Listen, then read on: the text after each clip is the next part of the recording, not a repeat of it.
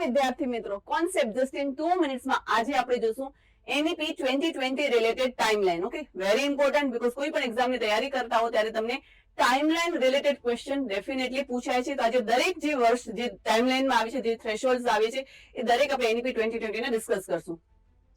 તો સૌથી પહેલા છે 2025. હવે NEP 2020 ડોક્યુમેન્ટ જોયું તેમાં ફાઉન્ડેશનલ લિટરસી અને ન્યુમેરસી માટેનો ટાર્ગેટ જે છે ને એ 2025 આપેલું હતું. પછી 2021 માં નિપુણ ભારત આવ્યું. હવે નિપુણ ભારતમાં આ જે છે ફાઉન્ડેશન લિટરસી અને ન્યુમેરસી ધોરણ 3 સુધીના બાળકો માટે એ અચીવ કરવાનો ટાર્ગેટ કેટલું આપ્યું છે? 2026-27.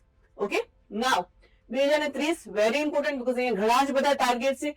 સૌથી પહેલું તો ધોરણ 3 સુધીના બાળકો માટે early childhood care and education ECCE એને સાર્વત્રિક બનાવવાનો ટાર્ગેટ કયો છે? 2030. ઓકે, આગળ વધી હવે તો શાળા શિક્ષણની વાત કરીએ.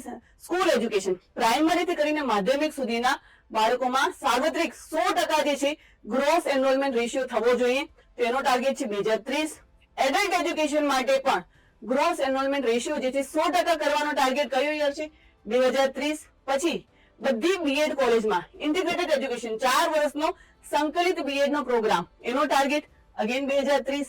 એની સાથે સાથે Meru multidisciplinary education and research university at least એક જિલ્લામાં એક હોવી જોઈએ. એ શક્ય ના બને તો એ જિલ્લાની નજીકમાં એક મેરુ જે છે, એટલીસ્ટ એક મેરુ જે છે એ એસ્ટાબ્લિશ 2030 સુધી કરી દેવાનું છે. ઓકે, તેનો ટાર્ગેટ પણ 2030 આપ્યો છે.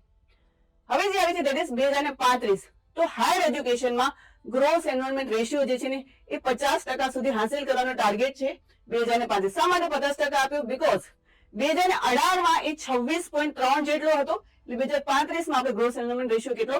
50% હાંસિલ કરશું. અને લાસ્ટ છે દેટ ઇઝ 2040. ઓકે, 2040 બધી જ જે યુનિવર્સિટી છે એ મેરુમાં કન્વર્ટ કરી દેવાની. Then this is the last threshold for NEP 2020. બધા થ્રેશોલ્ડ જે છે એ 2040 સુધી કમ્પ્લીટ થઈ જાય છે.